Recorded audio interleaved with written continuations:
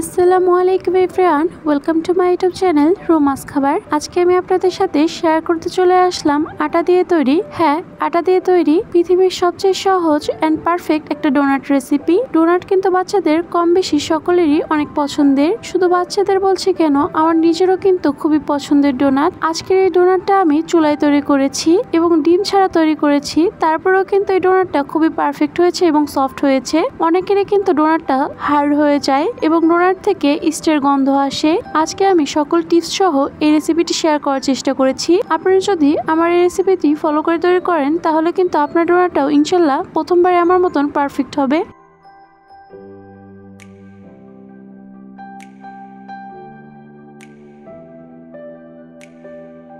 আর হ্যাঁ, আজকের এই ডোনাট রেসিপিটি কিন্তু আমি কোনো প্রকার বেলাবেলির ঝামেলা ছাড়াই এবং কোনো প্রকার ডোনাট কাটার ছাড়াই তৈরি করে নিয়েছি।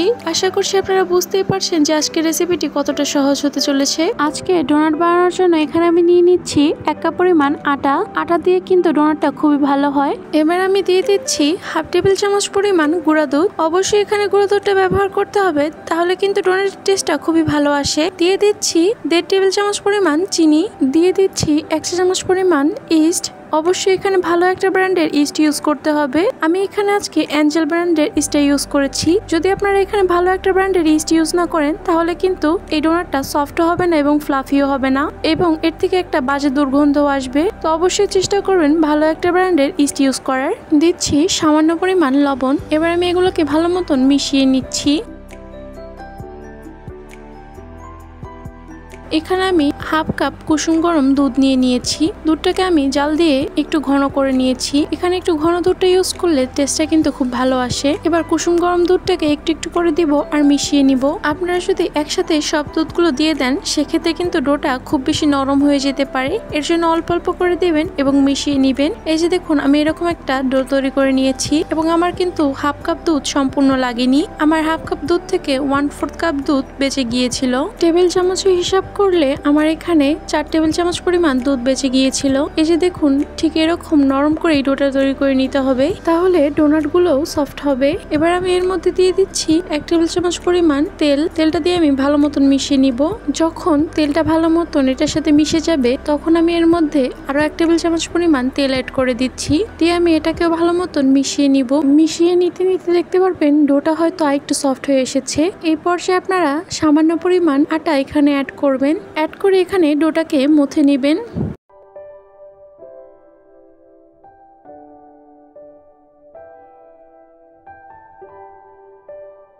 আবারও এখানে আমি সামান্য পরিমাণ আটা অ্যাড করে এটাকে মুথে নিব।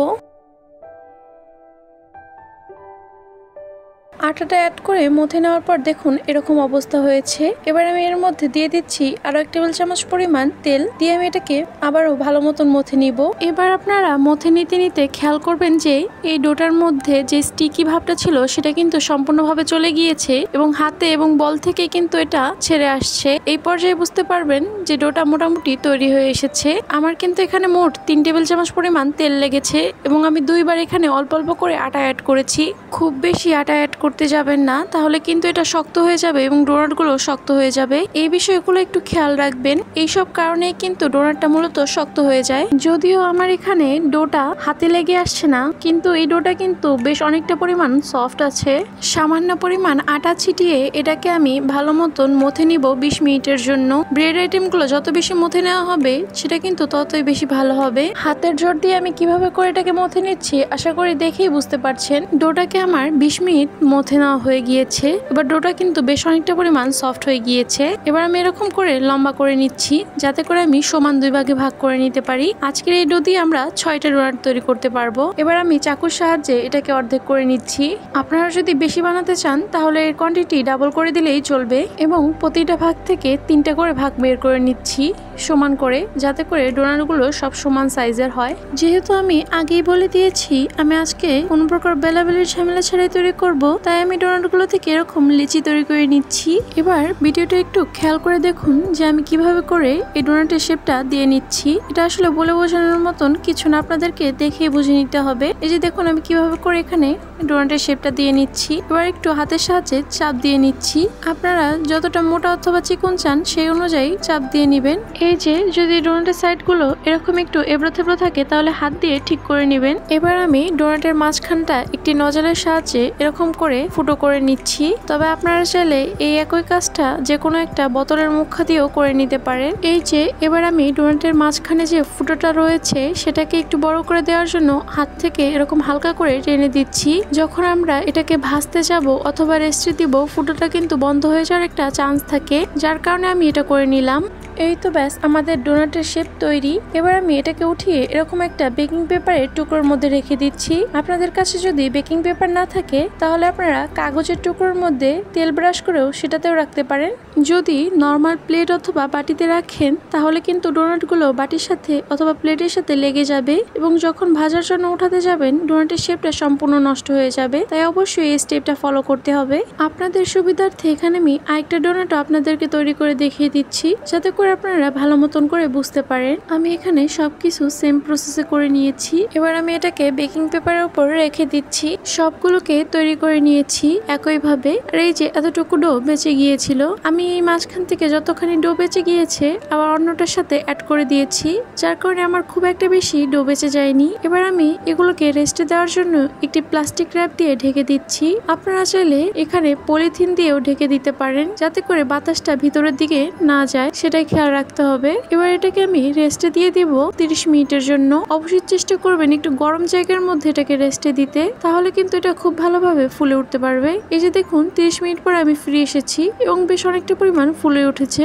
আশা করছি বুঝতেই পারছেন। এবার আমি এগুলোকে ভেজে নিব। চুলায় একটি প্যানে আমি তেল গরম হতে দিয়েছি। আমি তেলটা পারফেক্টলি গরম হয়েছে কিনা সেটা একটু চেক করে নিচ্ছি। যদি তেলের মধ্যে আঙুল দিয়ে 2 থেকে 3 সেকেন্ড রাখা যায় তাহলে বুঝবেন তেলটা পারফেক্টলি গরম হয়ে গিয়েছে। এবার আমি এর মধ্যে এক এক করে ডোনাটগুলো ছেড়ে দিচ্ছি। প্রতি ব্যাচে আমি এখানে 3টা করে ডোনাট দিয়েছি। 2 ব্যাচে করে আমি ভেজে নিয়েছি 6টা ডোনাট। ডোনাটটা যেহেতু ভাজার পরে আরেকটু বড় হয়ে যায় তার কারণে এখানে আমি 3টা করে ভেজে নিয়েছি।